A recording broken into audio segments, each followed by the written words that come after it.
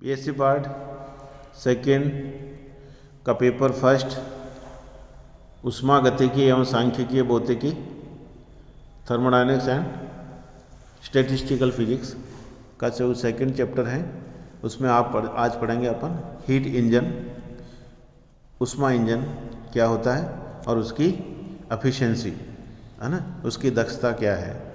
तो उष्मा इंजन एक ऐसी युक्ति है जो उष्मा को यांत्रिक कार्य में परिवर्तित करती है और इस युक्ति में उष्मा का कार्य में परिवर्तित करने के लिए उष्मा का स्रोत होना चाहिए जिससे उष्मा को लिया जा सके, है ना। उष्मा स्रोत कौन सा होता है? जो आप लगातार उष्मा का आप उसमें उत्सर्जन होता रहे।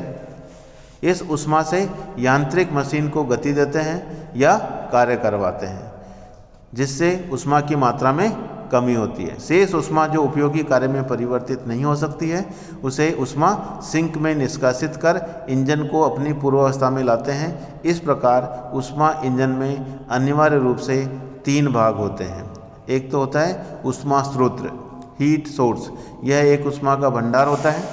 उष्मा भंडार की परिभाषा आप पढ़ चुके हो, है ना। ऐसा निकाय जो उच्च ताप पे हो और इसकी स्थिति कैसे हो कि आप उसमें से कितनी भी उष्मा ले लें, है ना। जैसा आपने पढ़ा होगा भंडारा मंदिरों के अंदर होता है ना। कितने आदमी झीम लेते हैं फिर भी भगवान के भंडारे में कोई कमी नहीं होती। या सागर है उसमें से कितना ही बाल्टी पानी निकालते हैं कोई कम नहीं होता। उसी तरह से उष्मा भंडार एक तरह से एक ऐसा निकाय हो गया जो उच्च ताप पे है और उसमें से कितनी भी उष्मा ले लें फिर भी उसका ताप उच्च ताप बना रहता है, टेम्परेचर लो नहीं होता है, ठीक है। तो एक उष्मा भंडार ऐसा होता है जिसका ताप उच्च रखा जाता है और उसकी उष्माधारिता अनंत होती है, हीट कैपेसिटी। यानी ऐसा नहीं कि जैसे हमारे पास हम देखते हैं कोई बाल्टी है हमारे पास 5 लीटर की है, उसमें पानी डाल देंगे तो 5 लीटर के बाद डालेंगे तो वो उसमें नहीं ठहरेगा बाहर की तरफ, यानी उसकी कैपेसिटी 5 लीटर हो गई। लेकिन ये हमारे पास जो उष्मा भंडार है उसमें इतनी उष्मा है कि ऐसा नहीं कि इसके बाद जो है उष्मा होगी तो वो इसमें नहीं ठहर पाएगी। हम कह सकते हैं उसकी उष्माधारिता यानी हीट कैपेसिटी अनंत होती है ताकि उसमें उष्मा लेने पर भी ताप नियत बना रहे हैं, ठीक है।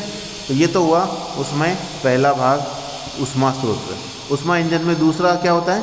यांत्रिक व्यवस्था एवं कार्यकारी पदार्थ, mechanical arrangement and working substance. उष्मा को कार्य में परिवर्तित करने के लिए यांत्रिक व्यवस्था के रूप में साधारणतः पिस्टन युक्त लगा खोखला सिलेंडर लेते हैं और जिसमें कार्यकारी पदार्थ रखा जाता है और वो जनरली गैस होती है। तो उष्मा ग्रहण कर पिस्टन को गति प्रदान करता है। सिलेंडर को जो दीवारें हैं वो कुचालक होती हैं, उसकी तली यानी नीचे का जो सरफेस है वो सुचालक होता है ना। उष्मा का सुचालक होता है, उष्मा का आदान प्रदान हो सकता है। तो कार्यकारी पदार्थ के रूप में सिद्धांतः हम कौन सी लेते हैं? आदर्श गैस, तथा व्यावहारिक रूप में हम लेकिन कौन सी होती है? वायु या भाप युक्त होती है, ठीक है। तो इस तरह से हमारे पास 2 तो आपने पढ़ लिए, उष्मा स्रोत जो कि उच्च ताप पे होता है जिसको उष्मा भंडार कहते हैं, उसमें से कितनी उष्मा ले लो उसका ताप उच्च बना रहेगा, उसकी कैपेसिटी अनंत होती है।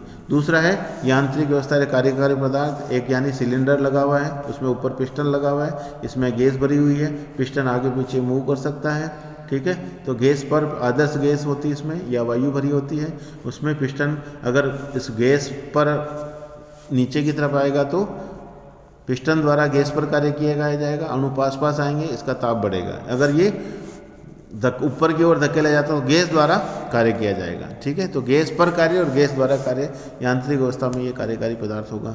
तीसरा है हमारे पास उष्मा सिंक, ठीक है।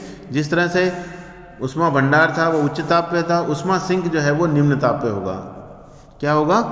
निम्न ताप पर होगा। यह भी एक उष्मा का भंडार होता है जिसका ताप उष्मा स्रोत के ताप के अपेक्षाकृत बहुत कम रखा जाता है, यानी न्यून ताप पे होगा। यानी एक तरह से कोई गरीब है, आपको कितना भी दें लेकिन फिर भी वो गरीब ही रहे, वही वाली स्थिति यहाँ पे है। उष्मा सिंक है, उसमें आप कितनी भी उष्मा डालें फिर भी उसका टेम्परेचर लो ही रहेगा, ताप नहीं बढ़ेगा। तो ये भी एक तरह से उष्मा भंडार का ही रूप है, लेकिन इसका ताप क्या होगा? बहुत कम होता है, यानी इसकी उष्माधारिता भी अनंत होती है और इसमें कितनी भी उष्मा डालें फिर भी उसका ताप क्या रहेगा? लो ही बना रहेगा। समझ में आ गया? तो सांकेतिक रूप से उष्मा इंजन के सिद्धांत को चित्र 2.11 2.11 के द्वारा दर्शाया जा सकता है। ये 2.11 है, ठीक है। इस पर नज़र डालते हैं, ये चित्र 2.11। इसमें ये ऊपर आप देख रहे हैं उष्मा स्रोत लिख दिया, ठीक है। उसका ताप T1 है और इससे आप उष्मा लेते हैं, ये Q1 उष्मा ले रखी है। और ये एक इंजन है और इसके द्वारा ये इधर बता रखा है W कार्य हो गया, और यानी Q1 में से उष्मा ली और W कार्य कर ली, बची जो है वो उष्मा सिंक को लौटा देगा जिसका ताप है T2। यानी Q1 उष्मा थी, Q2 नीचे चली गई और इन दोनों का वो अंतर है वो W कार्य में कन्वर्ट हो गया। देखिए अब आगे क्या कह रहे हैं, चित्र आपने समझ लिया। तो सांकेतिक रूप से उष्मा इंजन के सिद्धांत को चित्र जो दर्शाया गया है उसमें कार्यकारी पदार्थ उच्च ताप T1 पर स्रोत से उष्मा Q1 लेता है और यांत्रिक व्यवस्था द्वारा इसका कुछ भाग उपयोगी कार्य W में परिवर्तित हो जाता है और शेष उष्मा Q2 सिंक में चली जाती है जिसका ताप T2 है, निम्न ताप है। निष्कासित कर कार्य पदार्थ अपनी पूर्व अवस्था में वापस लौट आता है। तो परिवर्तनों की यह श्रृंखला चेन एक चक्र कहलाती है और प्रक्रम का भिन्न अवस्थाओं से गुजरते हुए प्रारंभिक अवस्था में पुनः आ जाना ही चक्रीय प्रक्रम कहलाता है। यानी साइक्लिक प्रोसेस हो गया, यहाँ से गया इधर आ गया, वापस यहीं आ जाना चाहिए, ठीक है ना। तो ये इस तरह से चक्रीय प्रक्रम होना चाहिए। आपने देखा होगा पीवी डायग्राम के अंदर कार्नोट चक्र में हम पढ़ेंगे, ये यहाँ से गया उष्मा है ना, समतापीय होगा, फिर ये रुद्धोष्म, फिर ये वापस समतापीय, फिर ये रुद्धोष्म और वापस अपनी इस पे आ गया। तो इसका जो क्षेत्रफल होगा P और V का जो है वो हम वहाँ पे किए गए कार्य के बराबर हम निकालते हैं, वो हम आगे डिटेल में पढ़ेंगे। यहाँ भी आपको केवल उष्मा इंजन की जो दक्षता है उसका सूत्र आपको एग्जाम में पूछेंगे, वो समझना है। तो साइक्लिक प्रोसेस आपको समझ में आ गया।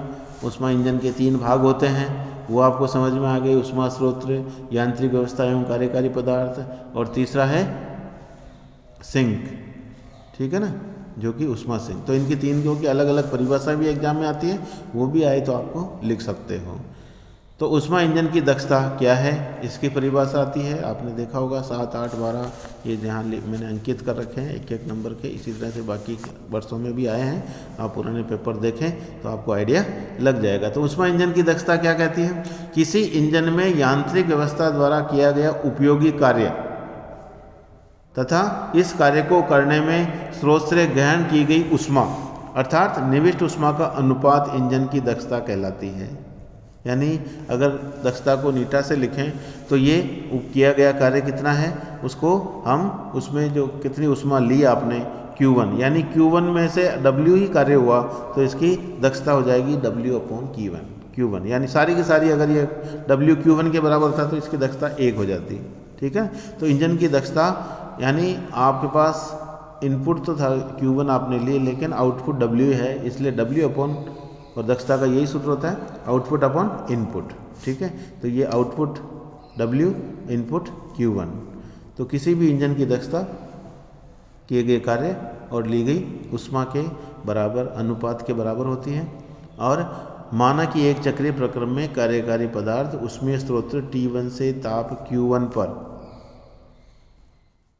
T1 के पर वो Q1 उष्मा ग्रहण करता है, ठीक है, और W कार्य करके शेष उष्मा Q2 को सिंक में यानी T2 ताप पर निष्कासित कर देता है। और यदि उष्मा का क्षय किसी अन्य विधि द्वारा न हो तो चक्रीय प्रक्रम के अंत में कार्यकारी पदार्थ अपनी वापस पूर्वावस्था में आएगा तथा कार्यकारी पदार्थ की आंतरिक ऊर्जा में परिवर्तन, अगर वो चक्रीय प्रक्रम है यानी यहाँ से जाकर वो वापस यहाँ आएगा तभी हम कहेंगे उसके आंतरिक ऊर्जा में परिवर्तन 0 हुआ। अगर ये ऐसा नहीं है तो फिर आंतरिक ऊर्जा में परिवर्तन यानी वो ऊर्जा की हानि भी इसमें काउंट करनी पड़ेगी। लेकिन हम चक्रीय प्रक्रम इसीलिए लेते हैं ताकि आंतरिक ऊर्जा में परिवर्तन 0 आ जाए, यानी किसी तरह का क्षय नहीं हो। तो चक्रीय प्रक्रम के अंत में कार्यकारी पदार्थ अपनी पूर्वावस्था में आ जाएगा और कार्यकारी पदार्थ की आंतरिक ऊर्जा में परिवर्तन 0 होगा।